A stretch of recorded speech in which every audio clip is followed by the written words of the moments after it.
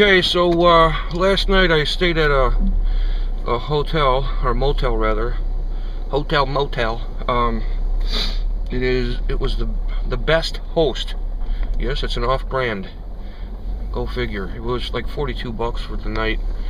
And my first night out on the road, I thought I would rather sleep in an actual bed instead of trying to find a place to park this thing and sleep in it, because I was like really tired and all that. I'm gonna ease into this. Anyway, yesterday I noticed a few small repairs that I need to do to my curtains. I use Velcro to put them up, but the Velcro part that's actually on the window, that could use like a little crazy glue or something to make sure it sticks, but that's not a big deal. The motel last night was pretty sleazy, but I mean, I've seen worse. I've actually been in worse. Makes the Crystal Lake Motel look nice. But anyway, I have about 400 miles or so to go until I get to Tony, Alabama, which is where my buddy Ted is. He doesn't know that I'm necessarily coming this weekend or this week, but I can let him know like tonight or something like that. My plan, since it's 400 miles away and I'm more in like a country kind of area, is to get across the Florida border into Georgia. Then I have the food stamps card. I want to see if it works in Georgia. I don't know if it's like one of those federal things or state things.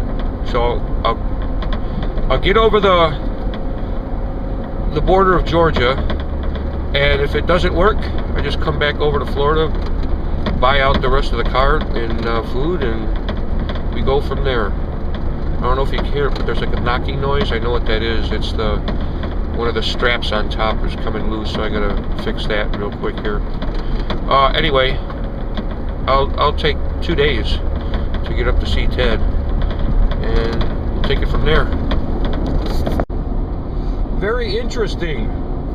I'm still in Florida, but I'm getting close to the Georgia border. My brother was telling me that this is kind of a dangerous border, and I never had heard anything like that.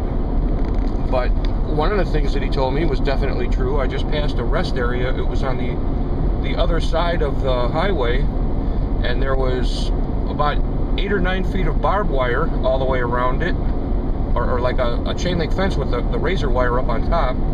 And there was a sign saying that it was closed from 7 p.m. to 7 a.m. So apparently it's dangerous. Maybe they have it looked like they had a couple cops there, so they have like armed people walking around. You know, that's pretty interesting. Well, I'm fortunate in that I still have an NPR radio station that I can listen to, because I'm surprised in Florida, where I was at, you know, Tampa, St. Pete, they used to say you have to go north to go south, and a couple places I stopped, we got some southern accents starting to happen. So when you have those southern accents and you got, I know it's all stereotypes, but I don't care. But NPR, we ain't gonna have no radio station run by no left-wing Jewish liberals, damn it, Democrat shit. Yeah, they're not gonna have much of that here. Hopefully that app on my phone, the NPR finder, will help me out. The other thing is, when you do a scan on your radio, since I listen to NPR a lot, I kind of know, you know, first of all, probably not gonna hear music. Second of all, if you hear talking, it's gonna sound like some intelligent stuff, not some truther or conspiratard on there, but we'll see. Hopefully I'll get up here and then maybe I can see another one of those rest areas, and I can show you what it looks like with all the, like a rest area and concentration camp combined. So there you go. I wanted to add one other thing. I was really, really paranoid last night about you know, somebody trying to break into my van at the motel. There were a bunch of guys down there. They're road whores. Road whores are people who do different kinds of construction, and they just they live in one place and they work somewhere else. I mean, I did that when I was out in Pennsylvania, so I can kind of relate. I can kind of tell, because they're having a couple beers and they were grilling up food and stuff like that. That's what we used to do. But anyway, those guys weren't going to bother me, but I had the bike on the back, and I had the the car top carrier. I just kept looking out, you know, every couple hours, looking out, and nothing. I get up in the morning, come out, it's fine. I mean, you're out in the country, so it's less likely that you're going to have problems. Less people, for one thing. People are a little bit nicer. You get into a city and everything would be gone off this thing. You know, hubcaps would be the only thing left. You know, I was just thinking here, on one of my videos on fear, I talked a little bit about these panic attacks that I have sometimes when I'm driving. It never happens like in a small, like suburbia kind of a thing, or out in the country roads. It's major highways. And the way it manifests itself is I will start, I don't know if it's just I get bored or what happens, but the panic attack will start up and I'll have to stay in the right lane and go real slow, and I can't pass trucks and all that stuff because there's all this weird shit going in my head, like, oh my god, I could run under this truck and blah blah blah blah blah and all this crap. Well, right now I am on a road that looks like that. There are 2 lanes here. There's a rather wide median, just like there would be in an interstate, and then there are opposing 2 lanes over there. And the speed limit is 65 miles an hour, which I'm probably doing like, I don't know, 57, something like that. I got cruise control set. I'm trying to conserve on fuel a little bit. But there's no difference between this road and an interstate, except there's more signage on an interstate and you have less trees a lot of the time, you know. So why that bothered me and this didn't, you know, I should add that I have my GPS on no highways and no tolls, because I just don't want to spend money and I don't want to go onto the big highways. So it just kind of freaks me out that I've passed a couple trucks and a couple like pickup trucks carrying like long RV trailers on the highway. That would give me some kind of a panic attack. I would have some kind of an apprehensive feeling as I was coming up behind them, about to pass them. And here I do it and it's nothing. I don't know why. Just maybe because some psychological thing with the trees and I feel more embraced or something. I don't know. Or maybe I'm cured. No, that's not it. That don't happen. Now, if I have to go over any bridges, I will take you along with me as I freak out. All right? How's that sound?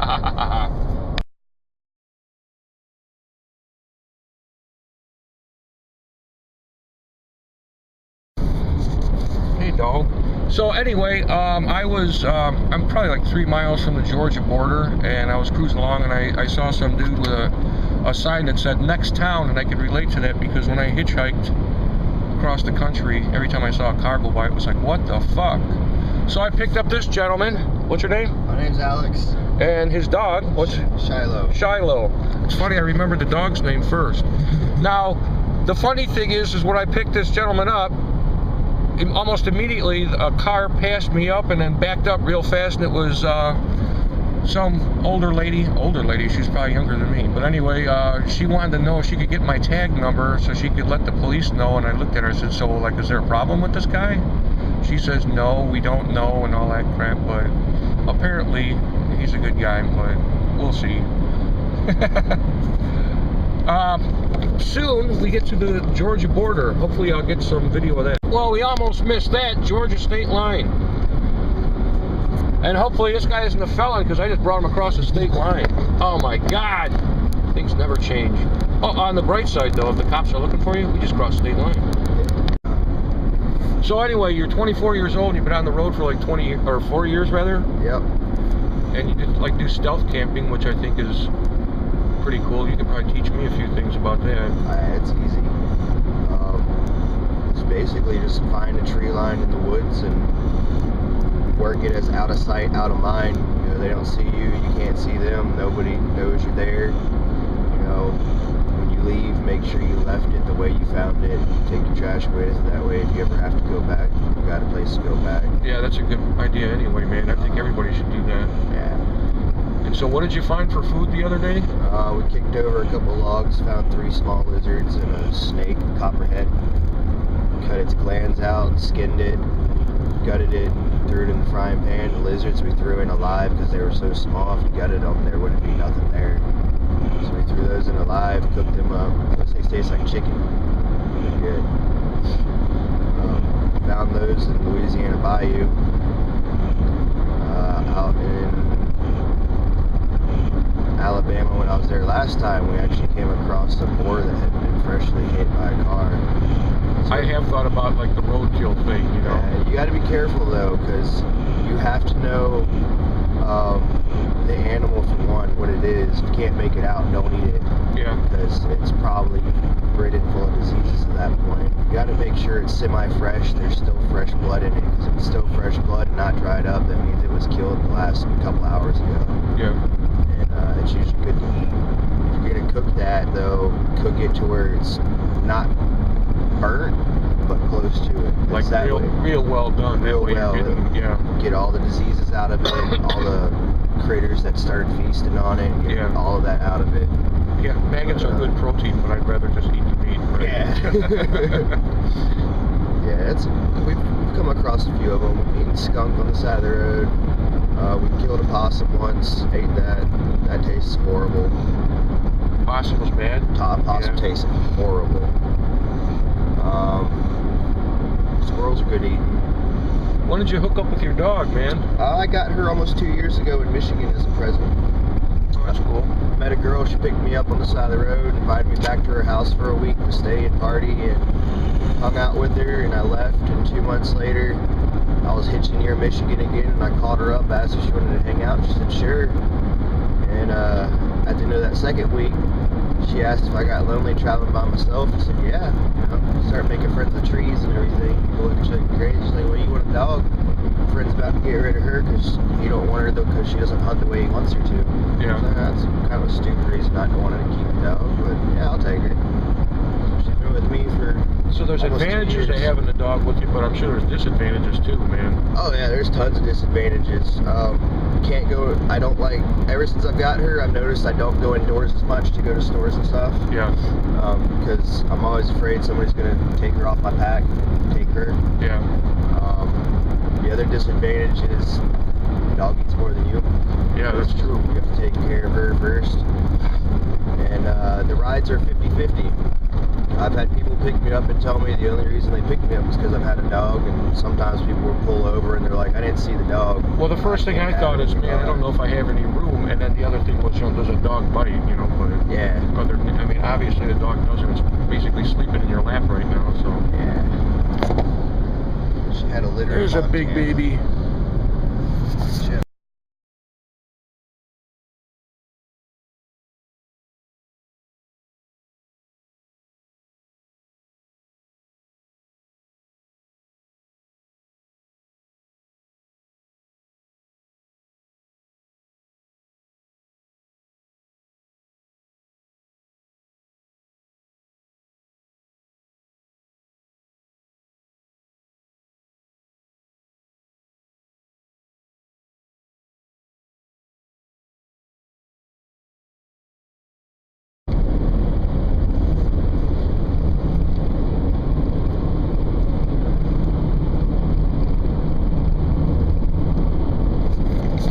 Right now, I am about roughly an hour south of Huntsville, Alabama. I still have Alex and Shiloh with me, and most likely what's going to happen is when we get into Huntsville or somewhere around there, we're going to be grabbing something to eat, and we'll figure out what's going on from there. We went through Talladega, and I didn't want to be there for Talladega Nights because I hear that's scary. Alright, I'm taking this video out of the driver's window, but Alex was getting much better shots of that valley. I don't think I'll even be able to see that thing now. Well, we'll see. We'll cruise up the road a little bit here. Sorry for the GPS in the middle of the screen. It wasn't intentional. I didn't want you to know my coordinates. Well, so much for the valley. There'll be other valleys and Valeries.